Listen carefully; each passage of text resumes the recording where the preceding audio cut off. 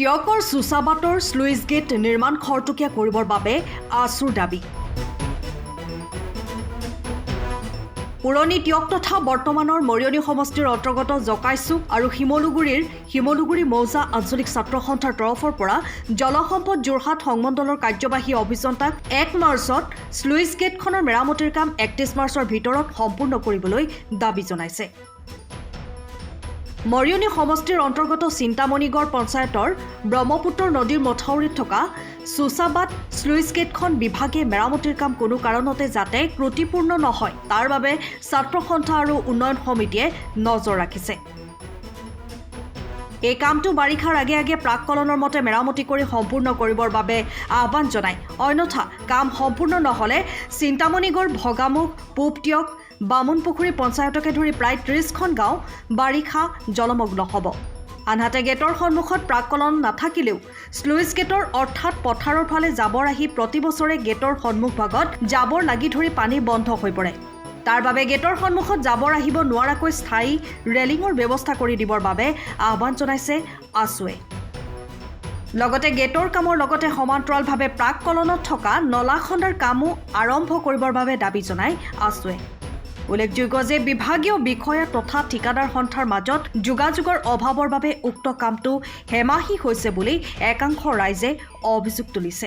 মৰিয়নি সমষ্টিৰ অন্তৰ্গত মকালনি সুচাবাটত ব্ৰহ্মপুত্ৰৰ মূল মথাউৰিত থকা সুচাবাটৰ চুইচ গেটখন বিভাগে জলসম্পদ বিভাগে মেৰামতিৰ কি কাম আবণ্টন দিছিল 1,31,00,000 টকাৰে।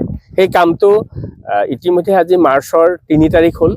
3 তাৰিখ হোৱাৰ পাছত আমাৰ এটাই সন্দেহ হৈছে, আমি বিভাগকো এই বিষয়টো অৱগত কৰিছোঁ যে 31 মাৰ্চৰ ভিতৰত সুচাবাটৰ চুইচ গেটৰ যি কাম কৰি আছে 31 মাৰ্চৰ ভিতৰত সম্পূৰ্ণ হ'ব লাগে। নহ'লে বাৰিষা সমাগত 1 মাহৰ পাছত আমাৰ নতুন বাৰিষা আৰম্ভ হ'ব।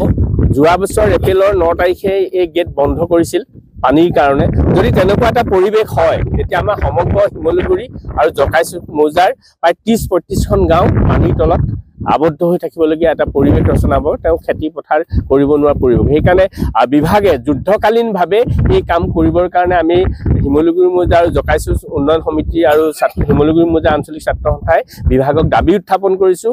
আৰু সমান্তৰালভাৱে এই গেটৰ যিকেইটা পালা আছিল ফ্ৰণ্টৰ যিটো থ্ৰী-চাটাৰ পালা, এই পালাকেইটা মানে ৰিপেয়াৰিঙত নধৰাৰ বাবে কৃষক মুক্তি সংগ্ৰাম সমিতিয়ে এই গেটৰ মানে নতুনকৈ নিৰ্মাণ কৰিব লাগিব। যদি তেনেকুৱা হুকা পচলা নীতি থকা হয় তেতিয়া আমি সমগ্ৰ এই অঞ্চলটো আমি পানীৰ তলত থাকিব লাগিব।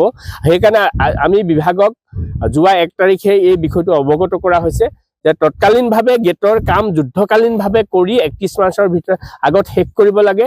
আৰু আমি যিসকল ইয়াত মিস্ত্ৰী আছে তেওঁলোকৰ মূল মিস্ত্ৰীৰ লগত আমি কথা পাতিছোঁ, তেওঁলোকক সুধিছোঁ কিমান দিন লাগিব গেটখন নিৰ্মাণ কৰিব। তেওঁলোকে কৈছে আমি এতিয়া কাম দিনে ৰাতিয়ে কৰিছোঁ যদিও আমাক 12 মাৰ্চৰ আগত আমাৰ ওপৰত ঢালাই কেতিয়াও নহয়। বহু মানে কষ্টৰ কাম আছে। তেওঁলোকে 12 মাৰ্চৰ ভিতৰত যদি ঢালে তাৰপিছত আৰু 15-20 দিন মানে এই ওপৰৰ ছাদখন ৰাখি থ'ব লাগিব, তাৰপিছতহে মাটিৰ কাম হ'ব। সেইকাৰণে ভাবিছোঁ কি কৌশলে হওক বিভাগে কৌশলপূৰ্ণ অৱলম্বন কৰি গেটখন 31 মাৰ্চৰ ভিতৰত কামটো সম্পূৰ্ণ কৰিবৰ কাৰণে আমি দাবী উত্থাপন কৰিলোঁ। Bureau report time of Assam. সময়ৰ খবৰ সময়ত পাবলৈ ফ'ল' কৰক টাইম অফ আছাম।